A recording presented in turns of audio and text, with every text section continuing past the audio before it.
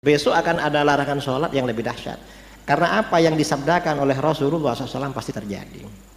Dan ini ya wacana-wacana untuk upaya-upaya memutus simpul-simpul ajaran-ajaran Islam melalui siapa? Orang Islam sendiri, bukan melalui siapa. Makanya dalam hadis riwayat Imam Ad-Darimi, Sayyidina Umar bin Al-Khattab bertanya kepada Yazid bin Hudair, "Ya Yazid, atadri may yahdimul Islam?" Yazid, kamu tahu siapa yang akan merobohkan Islam? La ya Amirul Mukminin, saya enggak tahu. Kata Sayyidina Umar, yahdimul Islam salasun. Islam ini dirobohkan oleh 3 orang. Siapa? Yang pertama, zallatul alim. Ada orang alim terpeleset. Mengapa terpeleset? Ya mungkin sengaja dia terpeleset. Artinya apa? Yang menyebarkan faham-faham menyimpang, termasuk faham liberal di akhir zaman itu orang alim. Jangan heran, loh katanya begini gak benar, katanya murtad, katanya kufur. Yang bilang orang alim, ya orang alim memang. Kalau bukan orang alim siapa yang mau ikut? Kadang yang menyebarkan aliran sesat dipanggil ustadz, dipanggil buya, orangnya hafal Quran atau Qurannya bagus. Kadang dipanggil kiai, kadang dipanggil habib, dipanggil profesor, doktor. Bukan orang KW-KW, orangnya alim tapi terpeleset. Dan ini sering saudara, kita ini apa namanya ya, orang alim, orangnya alim tapi terpeleset. Dan gaduh biasanya ada ulama-ulama kita yang menanggapi. Karenanya kalau ada pernyataan-pernyataan nyeleneh nggak sesuai dengan ajaran Islam, kita jaga akidah kita. Ini apa ini kok bilang begini? Gak sama dengan guru-guru yang dulu. Tapi ini orangnya alim. Oh ini zallatul alim. Orang alim lagi terpeleset. Yang kedua, wajidalul munafik bil Quran. Orang munafik bersilat lidah dengan Al-Quran. Maksudnya apa? Orang-orang di luar ahlus sunnah, ya orang Wahabi ya termasuk orang liberal, membela ajaran-ajaran liberal pakai Al-Quran. Ajaran-ajaran yang menyimpang dari ajaran Islam pakai Al-Quran. Apa contohnya? Misalnya nikah beda agama. Yang perempuan muslimah, laki-lakinya non muslim. Dari dulu kita tahu kan gak sah kan. Bahkan kalau membenarkan, mengesahkan hukumnya murtad, kufur. Karena itu hukum ijma dalam Al-Quran. Sekarang ini kan marak kan, apa nikah beda agama. Walaupun gak ramai tapi kan ada. Dan itu ada ustadz yang membenarkan itu. Ustadz. Ya pakai Al-Quran juga. Ya ini. Orang munafik bersirat lidah membenarkan kebatilan pakai Al-Quran. Jangan dikira aliran-aliran sesat tuh gak punya dalil. Punya dalil, cuma dalil disalahgunakan. Itu aliran sesat yang mana saja saudara. Dalilnya Al-Quran, cuma Al-Quran disalahgunakan. Wahabi ini mensyirikan tawassul. Itu pakai Al-Quran. Apa? Kata Wahabi dalam Al-Quran, wa qalu ma na'buduhum illa liyuqarribuna ilallahi zulfa. Mereka berkata, kami tidak menyembah berhala itu kecuali agar mereka mendekatkan kami kepada Allah sedekat-dekatnya. Nah itu orang Islam, mayoritas umat Islam datang ke kuburan bertawassul. Itu kan untuk mendekatkan diri kepada Allah. Datang ke makam para wali, mendekatkan diri pada Allah. Tapi ayat dipelintir. Mengapa? Karena orang musyrik itu menyembah kepada berhala.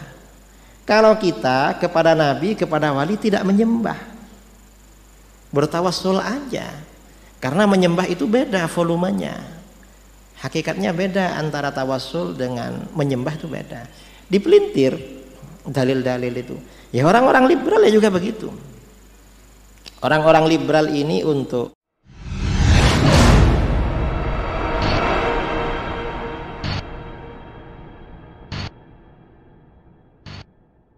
Ustadz, kalau misalkan di Indonesia tuh kebanyakan itu perbedaan pendapat Ustadz, masalah pengagungan terhadap kuburan seperti itu Ustadz. Karena mereka berdalih dengan tawassul. Sudah dengan pendapatnya kalau misalkan orang bertawassul itu mengikuti hadis Rasulullah SAW tentang orang buta itu Ustaz.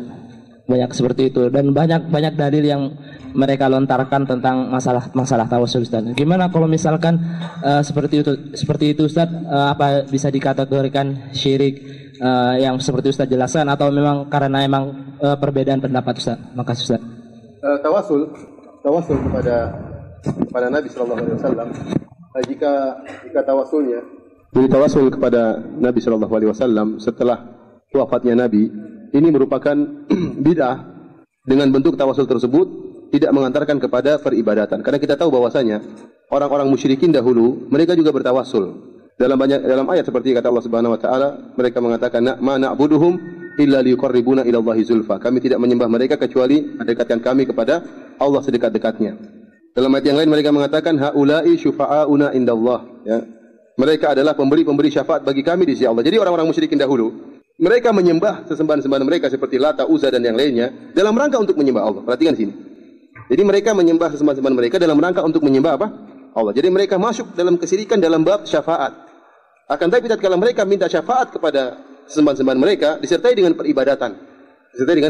Sehingga mereka terjerumus dalam kesyirikan. Entah dengan menyembelih untuk mereka, entah dengan meminta kepada mereka, ya, entah dengan ketundukan, ya, kerendahan di hadapan sembahan-sembahan mereka tersebut, sehingga mereka bukan hanya sekedar bertawasul secara murni, tetapi disertai dengan peribadatan kepada sembahan-sembahan tersebut. Adapun praktek yang dilakukan oleh sebagian kaum muslimin tatkala pergi ke kuburan Nabi, mereka mengatakan, ya Rasulullah, mintakan kepada Allah Subhanahu wa taala agar saya gini dan demikian. Mohonkanlah kepada Allah. Kalau hanya sekedar ini, maka ini bid'ah, bukan apa? Bukan syirik. Karena dia tidak ada bentuk peribadatan kepada siapa? Kepada Rasulullah. Beda kalau dia mengatakan, ya Rasulullah tolong saya, ini kesyirikan seperti ini. Beri turunkanlah hujan bagi saya, ini kesyirikan, berarti minta kepada Nabi. Beda kalau permintaannya dalam bentuk tolong sampaikan permintaan saya kepada Allah Subhanahu wa taala, maka ini bukan kesyirikan, ini hanyalah apa? Bid'ah. Adapun hadis orang buta tadi adalah minta doa Nabi tatkala Nabi masih hidup, tidak jadi masalah. Kita sepakat bahwasanya doanya orang yang hidup, ya, itu bermanfaat. Kemudian tawasul seperti ini, kenapa kita cegah dan kita larang, kita katakan bid'ah? Karena dia bisa mengantarkan seorang kepada kesyirikan. Dan ini kenyataan. Kalau tawasulnya sampai mengantarkan kepada peribadatan, maka terjerumus dalam kesyirikan. Oleh karena saya katakan tawasul kalau maksudnya adalah minta kepada Nabi, ya Nabi tolong doakan saya, tolong sampaikan permintaan saya, maka ini bukan syirik, tapi apa? Bid'ah. Tapi dikhawatirkan membuka pintu-pintu kesyirikan, karena bisa jadi orang itu hanya merendah dan menghinakan dirinya kepada Nabi, bukan kepada Allah Subhanahu wa taala. Paham? Hukumnya mereka udah beranggapan kalau misalkan seperti itu memang udah khilafiyah gitu Ustaz. Tidak bisa kita bilang bagaimana masalah ini, meskipun khilafiyah kita harus tegas. Karena ini pintu-pintu sekarang masalah kuburan, pergi kuburan, beribadah ke kuburan. Kalau orang bilang khilafiyah, ada saja khilafnya, ada saja ulama yang mengatakan boleh beribadah di kuburan, ada saja. Namun kita bilang ulama tidak maksum. Hadis-hadis Nabi begitu banyak menegaskan larangan untuk beribadah di kuburan dan mengantarkan kepada pengagungan terhadap penghuni kubur. Nanti ada yang mengatakan boleh minta kepada mayat. Ada ulama ada yang bolehkan, ada yang bolehkan. Akhirnya apa? Ini masalah khilafiyah, padahal syirik atau tauhid. Oleh karena kita mengatakan meskipun ada sebagian ulama yang bolehkan, namun kita bilang bahwasanya para salaf tidak ada yang bolehkan. Itu ulama mutaakhirin, abad ke-8 atau abad ke-9 yang bolehkan tersebut. Adapun kalau kita buka buku-buku terdahulu tidak ada pernyataan seperti ini. Nah kita katakan kalau tawasul kepada Nabi adalah bid'ah selama tidak mengantarkan kepada bentuk peribadatan kepada Nabi sallallahu alaihi wasallam. Ini juga perhatian bagi kita. Jangan mudah-mudah kita memvonis orang musyrik. Karena bisa jadi orang tidak terjerumus dalam syirik kita katakan syirik. Bisa jadi hanya sekedar apa? Bid'ah, tidak sampai pada tingkatan kesyirikan.